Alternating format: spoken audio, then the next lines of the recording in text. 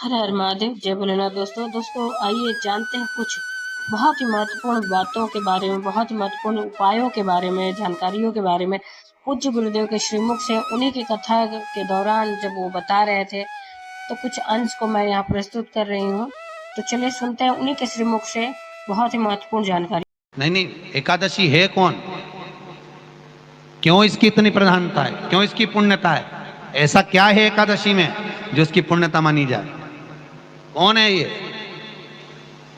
जो भगवान नारायण तक एकादशी का व्रत करते हैं? सुभद्रा जी को भगवान जगन्नाथ ने, जगदीश ने एकादशी का व्रत कराया था। बद्रीनारायण भगवान को माता लक्ष्मी ने एकादशी का व्रत कराया था। क्यों? चंद्रायण एकादशी व्रत की माता। एकादशी है कौन? तो कहा जिसको व्रत करने पर भगवान नारायण भी जिसका व्रत करते हो, भगवान माता लक्ष्मी जिसका व्रत करती हो, वो एकादशी है कौन? तो शास्त्र वर्णन करता है महाराज। स्कंद पुराण का सुंदर चातुर्मास्य खंड के अंतर्गत वर्णन आया है महाराज। एक बार भगवान विष्णु आनंद में विराजमान थे। पद्मावती और माता लक्ष्मी दोनों उनके पास में विराजी हुई थी। भगवान लक्ष्मी और पद्मावती दोनों बैठी, एक सिर के पास, एक चरण के पास। कुछ समय बाद वहीं पर ब्रह्मदेव का आगमन हुआ और ब्रह्मा जी आगमन पाकर भगवान नारायण पद्मावती से लगकर उठे और उठकर लक्ष्मी की ओर झुके। झुकने पर इन तीनों के समागम से भगवान नारायण के हृदय चित्त से एक कन्या प्रकट हो गई। उस कन्या का नाम एका था। क्या नाम था? एका। अब 10 उसके गुण इतने प्रबल थे, वो 10 गुण उसके बड़े प्रबल थे कि वो एका जिसको निहारती थी उसको संपदावान बना देती थी। जिसको देख लेती थी उसके जीवन में वो आनंद की अनुभूतियां करा देती थी। एका जिस मार्ग से जाती थी उस मार्ग के द्वार खोल देती थी। एका का पुण्य इतना पुण्य प्रखर। पद्मावती और लक्ष्मी ने कहा महाराज ये बेटी आपके द्वारा निर्मित हुई है, इसका कन्यादान करना चाहिए। हमारे यहाँ हिंदू धर्म में रीति है, जिस दिन कन्यादान करा जाता है उस दिन व्रत रखा जाता है। अब आजकल रखते कि नहीं रखते हो मालूम नहीं, पर कन्यादान करते समय व्रत रखा जाता है। व्रत रखना, एका का कन्यादान करना है। भगवान बोले कन्यादान करें, किसको दें? एका किसको दी जाए? एका प्रदान किसको करी जाए? पुण्यता किसको दी जाए? भगवान नारायण ने उसी समय लक्ष्मी और पद्मा से पूछा, तुम एकादशी के दिन जब आप जल शंकर को चढ़ाने तो रोज ही जाते हैं।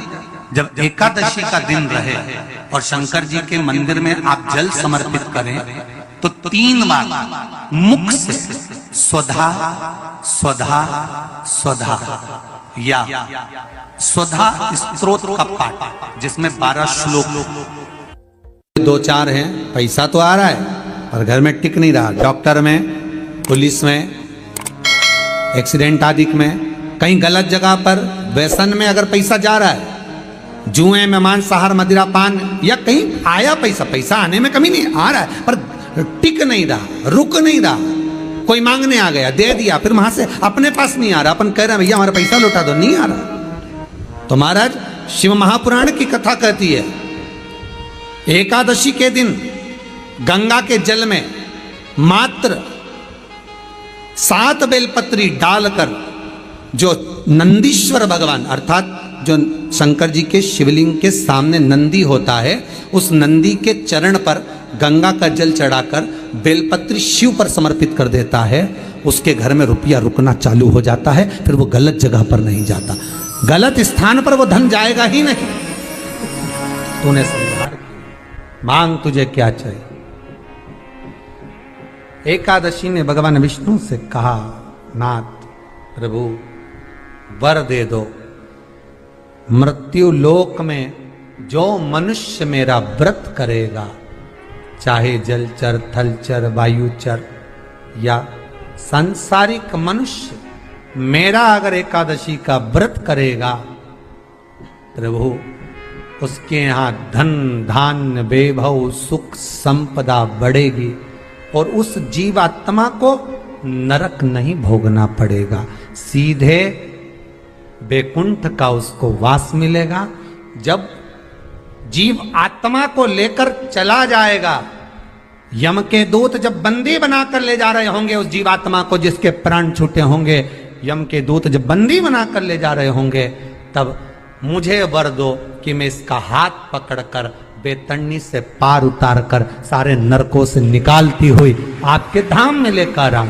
भगवान ने वर दे दिया, तथास्तु। हे एकादशी सुनो, मृत्यु लोक का मनुष्य अन्न का त्याग कर कर, क्योंकि अन्न में एकादशी के दिन पाप पुरुष रहता है, अन्न का त्याग कर कर एकादशी के दिन जो मनुष्य तुम्हारा व्रत धारण करेगा, उस व्रत को करेगा और उस व्रत को धारण करेगा, उसकी मनोकामना पूर्ण होकर वो मेरे ही धाम को जाएगा। ये तो हुआ एकादशी के जन्म की कथा। एकादशी के दिन गंगा के जल में मात्र 7 बेलपत्री डालकर जो नंदीश्वर भगवान अर्थात जो शंकर जी के शिवलिंग के सामने नंदी होता है, उस नंदी के चरण पर गंगा का जल चढ़ाकर बेलपत्री शिव पर समर्पित कर देता है, उसके घर में रुपया रुकना चालू हो जाता है। फिर वो गलत जगह पर नहीं जाता, गलत स्थान पर वो धन जाएगा ही नहीं। बेटा अगर व्यसन में पड़ा हुआ है, मदिरा पान में पड़ा हुआ है, मांसाहार में, जुए आदि में जा रहा है, तुम्हें लग रहा है कि मेरा बेटा गलत मार्ग पर जा रहा है, ये मित्र दोस्ती गलत हो रही है, वो सही जगह पर आ जाए। करना है एकादशी। कई लोग इसको धन के लिए भी करते हैं, संपदा के लिए। संपदा के लिए अर्थात जिसका व्यापार नहीं चलता, जिसके घर में पैसा नहीं आता, या नौकरी नहीं लग रही, या सर्विस नहीं लग रही, आप अप्लाई कर रहे हो, जगह जगह जाकर इंटरव्यू भी दे रहे हो और पैसा नहीं आता, तो उसके लिए भी प्रयास किया जाता है। पर उसके लिए यहाँ पर जो धन के लिए करते हैं, उसके लिए विष्णुपदी के लिए करते हैं। मतलब जैसे गंगा के जल में तुलसी के 11 पत्ते डाले जाते हैं और उसको किसी भी नारायण के मंदिर में राम कृष्ण शिव शंकर नहीं, राम कृष्ण भगवान विष्णु दत्त आदि जितने नारायण के मंदिर हैं, उस मंदिर में किसी भी पात्र में, एक छोटे से पात्र में उसको भरकर रखी आते हैं महाराज। उससे भी जॉब सर्विस नौकरी में सफलता प्राप्त हो जाती है, परंतु वो भी एकादशी को ही होता है। कुछ देर तक पात्र को रखा जाता है, फिर वही पात्र का जल किसी भी वृक्ष के नीचे डाल दिया जाता है, उससे भी नौकरी के लिए फायदा मिलता है। गंगा का जल कोई साधारण नहीं।